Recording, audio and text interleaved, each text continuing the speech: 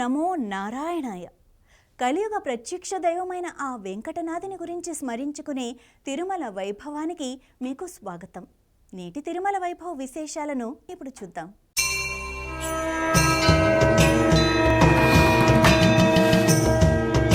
ప్రసిద్ధి చెందిన ప్రతి పుణ్యక్షేత్రానికి ఓ క్షేత్ర పాలకుడు ఉంటాడు.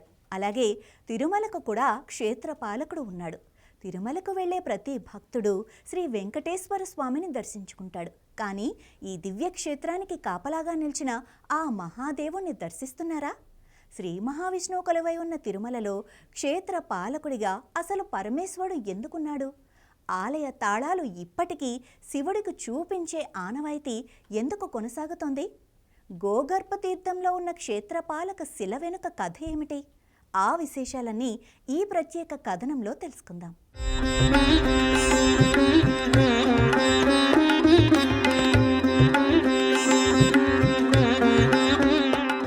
తిరుమల అంటే శ్రీ వెంకటేశ్వర స్వామి వారి దివ్యక్షేత్రం. కానీ ఈ పవిత్ర క్షేత్రానికి కాపలాదారుడిగా కొలువై ఉన్నది పరమేశ్వరుడే. అందుకే ఆయన తిరుమల క్షేత్రపాలకుడు అని పిలుస్తారు. శ్రీవారి ఆలయంలో ధ్వజస్తంభ మండపం సమీపంలో బలిపీఠానికి ఈశాన్య దిశలో ఉన్న ఒక చిన్న రాతి శిల ఉంటుంది. దీన్నే క్షేత్రపాలక శిల అంటారు. సాధారణంగా కనిపించే ఈ శిల వెనుక గొప్ప ఆధ్యాత్మిక విశ్వాసం ఉంది. పూర్వకాలంలో ఈ శిలలో రుద్రుడి శక్తి నిత్యం వెలిసి ఉండేదని చెబుతారు. ప్రతి రాత్రి ఆలయం మూసిన తర్వాత శివుడు ఆలయం చుట్టూ సంచరిస్తూ శ్రీవారి ఆలయాన్ని రక్షిస్తాడనే నమ్మకం ఉంది. అందుకే ఆలయ అర్చకులు రాత్రి గుడి మూసే ముందు ఆలయ తాళాలను క్షేత్రపాలక శిలకు తాకించి నమస్కరించి వెళ్తారు. మరుసటి రోజు సుప్రభాత సేవకు వచ్చినప్పుడు కూడా ముందుగా అదే శిలకు నమస్కారం చేసి ఆ తర్వాతే ఆలయంలోకి ప్రవేశిస్తారు. ఈ సాంప్రదాయం నేటికి ఎలాంటి మార్పు లేకుండా కొనసాగుతోంది. ఇక్కడ పురాణాల్లో చెప్పబడిన మరో విశేషం కూడా ఉంది. ఒకసారి రాత్రి సమయంలో ఆలయం వద్ద జరిగిన విషాద ఘటన తర్వాత భక్తుల రక్షణ కోసం క్షేత్రపాలక శిలను గోగర్భ తీర్థం అంటే పాండవ తీర్థం ప్రాంతానికి తరలించారని చెబుతారు. అయితే ఆ శిలలోని ఒక భాగాన్ని మాత్రం ఆలయం వద్దే ప్రతిష్ఠించారు. అదే నేడు భక్తులు దర్శించే క్షేత్రపాలక శిలగా భావిస్తారు. ఇక తిరుమల క్షేత్రపాలకుడైన రుద్రుడు కపిలేశ్వర స్వామి రూపంలో కూడా కొలువై ఉన్నారని విశ్వాసం. శేషాచలం అడవులలో ఉన్న కపిల తీర్థంలో వెలసిన శ్రీ కపిలేశ్వర మహాలింగం తిరుమల క్షేత్రానికి రక్షకుడుగా పూజలు అందుకుంటోంది. తిరుమల యాత్రకు వచ్చిన భక్తులు చాలామంది కపిల తీర్థాన్ని కూడా దర్శించుకోవటం ఆనవాయితీగా భావిస్తారు. ప్రతి సంవత్సరం మహాశివరాత్రి సందర్భంగా గోగర్భ తీర్థంలోని క్షేత్రపాలక శిల వద్ద ప్రత్యేక అభిషేకాలు నిర్వహిస్తారు. టీటీడీ అర్చకులు మంగళ వాయిద్యాల మధ్య అక్కడికి చేరుకుని ఏకాదశ రుద్రంతో అభిషేకం చేస్తారు. ఆ తర్వాత వెండి నామాలు, పుష్పాలంకరణ చేసి ధూప దీప నైవేద్యాలు సమర్పిస్తారు. ఆ తర్వాత వడపప్పు, పండ్లు, తాంబూలం వంటి ప్రసాదాలను భక్తులకు పంపిణీ చేస్తారు. ఈ విశేష సేవను దర్శించేందుకు ప్రతి ఏడాది వేలాది మంది భక్తులు గోగర్భ తీర్థానికి చేరుకుంటారు. ఈ కథ మనకు ఒక గొప్ప సందేశాన్ని ఇస్తోంది. శ్రీహరి, శివుడు వేర్వేరు కాదు, ఇద్దరు ఒకే పరబ్రహ్మ స్వరూపాలు అని. అందుకే శ్రీ వెంకటేశ్వర స్వామి కొలువైన తిరుమలలో క్షేత్ర పాలకుడిగా పరమేశ్వరుడు కొలువై ఉండటం హరిహర ఐక్యతకు శాశ్వత నిదర్శనం. మీరు తిరుమల యాత్రకు వెళ్ళినప్పుడు శ్రీవారి దర్శనంతో పాటు కపిలేశ్వర స్వామిని, క్షేత్రపాలక శిలను కూడా భక్తితో దర్శించండి. దానివల్ల దైవానుగ్రహం, రక్షణ రెండూ కలుగుతాయని భక్తుల విశ్వాసం.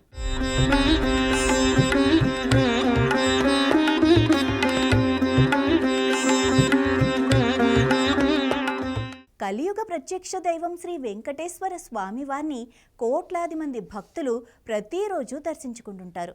కానీ ఆ దివ్యమూర్తి వెనుక ఎన్నో విశేషాలు దాగి ఉన్నాయని మీకు తెలుసా? స్వామివారి గడ్డానికి ప్రతిరోజు గంధం ఎందుకు పూస్తారు? గర్భగుడిలో విగ్రహం కనిపించిన చోటే నిజంగా ఉందా? స్వామివారి వెనుక భాగం ఎప్పుడూ తడిగానే ఉంటుందని ఎందుకంటారు? అక్కడ సముద్ర హోరు వినిపిస్తుందనేది నిజమేనా? భక్తుల విశ్వాసం, ఆలయ సాంప్రదాయాల వెనుక ఉన్న ఈ ఆసక్తికర విషయాలను ఇప్పుడు చూద్దాం.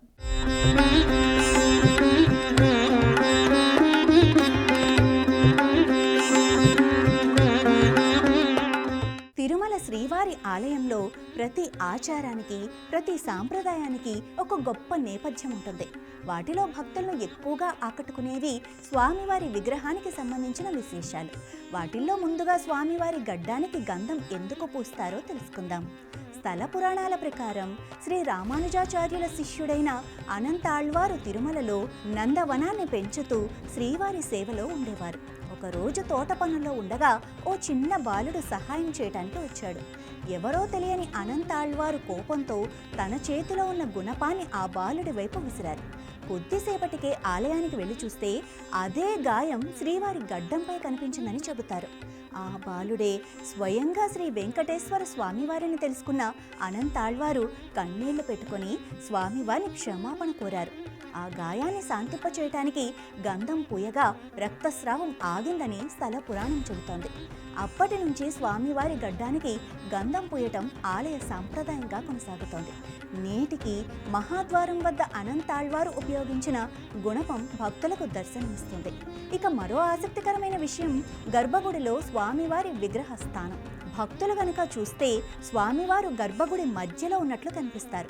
అయితే ఆలయ నిర్మాణాన్ని పరిశీలిస్తే విగ్రహం కొద్దిగా కుడివైపు ఉన్నట్లు కనిపిస్తుందని చెబుతారు. ఇది ఆలయ నిర్మాణంలోని ప్రత్యేకతగా భావిస్తారు.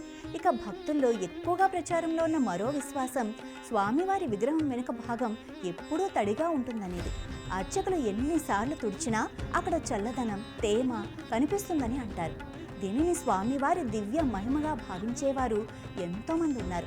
అలాగే స్వామివారి వెనుక భాగంలో చెవి పెడితే సముద్ర అలల హోరు వినిపిస్తుందని కూడా తరతరాలుగా భక్తులు చెప్పుకుంటూ వస్తున్నారు. దీనికి అధికారికంగా శాస్త్రీయ నిర్ధారణ లేకపోయినా ఇది భక్తుల విశ్వాసంలో ఒక ప్రత్యేక స్థానాన్ని సంపాదించుకుంది. శ్రీ మహావిష్ణువు క్షీరసాగర సేనుడు కావడంతో ఆ సముద్ర నాదమే అక్కడ వినిపిస్తుందని భక్తులు నమ్ముతున్నారు. ఈ విశేషాలన్నీ మనకు ఒక విషయాన్ని గుర్తు చేస్తాయి. తిరుమలలో ప్రతి రాయి, ప్రతి సాంప్రదాయం, ప్రతి సేవ వెనుక భక్తి, విశ్వాసం, ఆధ్యాత్మికత దాగి ఉన్నాయి. శ్రీవారిని దర్శించే ప్రతి భక్తుడు ఈ విశేషాలను తెలుసుకుంటే ఆ దర్శనం మరింత ఆధ్యాత్మిక అనుభూతిని కలిగిస్తుంది.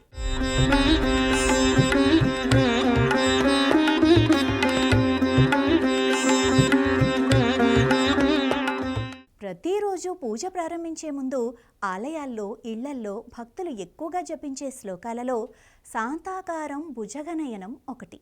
కానీ ఈ శ్లోకాన్ని మనం కేవలం చదవటానికే పరిమితమవుతున్నామా? లేక ఇందులోని ప్రతి పదం చెప్పే గొప్ప అర్థాన్ని కూడా తెలుసుకుంటున్నామా? ఈ చిన్న శ్లోకంలోనే శ్రీ మహావిష్ణువు దివ్య స్వరూపం, ఆయన గుణగణాలు, భక్తుడు ఎలా జీవించాలన్న జీవిత సందేశం దాగి ఉంది. మరి ఈ దివ్య శ్లోకం మనకి ఏం చెబుతోంది?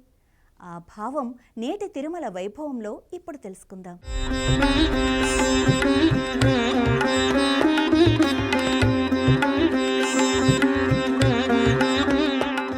శాంతాకారం భుజగశయనం పద్మనాభం సురేశం విశ్వాధారం గగన సదృశం మేఘవర్ణం శుభాంగం లక్ష్మీకాంతం కమలనయనం యోగి హృద్యానగమ్యం వందే విష్ణుం భవభయహరం సర్వలోకైకనాథం.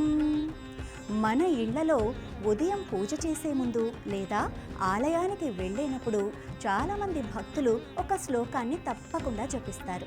అదే శాంతాకారం భుజగశయనం. చిన్న శ్లోకమే అయినా అందులో దాగి ఉన్న ఆధ్యాత్మిక సందేశం మాత్రం ఎంతో గొప్పది. శాంతాకారం అంటే ప్రశాంత స్వరూపుడు. ఎన్ని కష్టాలొచ్చినా, ఎలాంటి పరిస్థితులు ఎదురైనా మనసును ప్రశాంతంగా ఉంచుకోవాలి అని ఈ ఒక్క పదమే మనకు బోధిస్తుంది. అందుకే శ్రీ మహావిష్ణువును శాంతి స్వరూపుడుగా ఆరాధిస్తారు. భుజగశయనం అంటే ఆది శేషుడిపై శయనిస్తున్నవాడు, విశ్వాసాన్ని నడిపించే పరమాత్మ అయినప్పటికీ పరిపూర్ణ ప్రశాంతతతో ఉండే దైవ స్వరూపాన్ని ఇది తెలియజేస్తుంది. మన జీవితంలో ఆందోళన కంటే ఆత్మ విశ్వాసమే గొప్పదని ఈ పదం గుర్తు చేస్తుంది. పద్మనాభం అంటే స్వామివారి నాభి నుంచి పద్మంపై బ్రహ్మదేవుడు ఆవిర్భవించాడని పురాణాలు చెబుతున్నాయి. అందుకే ఆయన్ను పద్మనాభుడు అని భక్తులు భక్తి శ్రద్ధలతో పిలుస్తారు.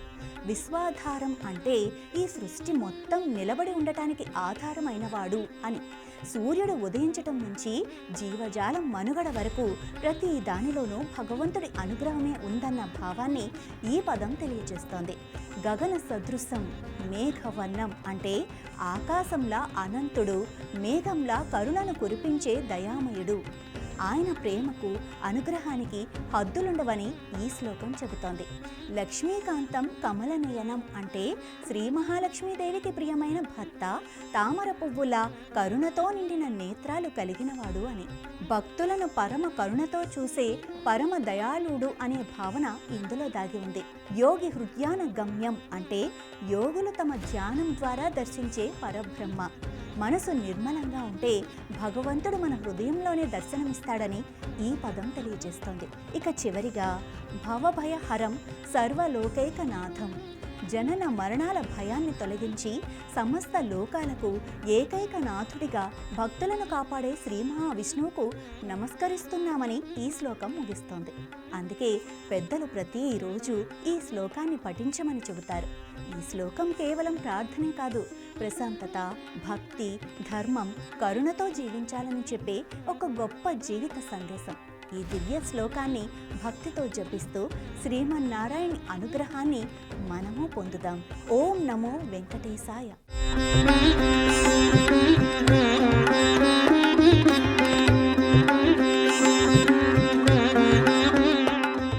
ఇవే నేటి శ్రీవారి తిరుమల వైభవ విశేషాలు. ఓం నమో నారాయణాయ.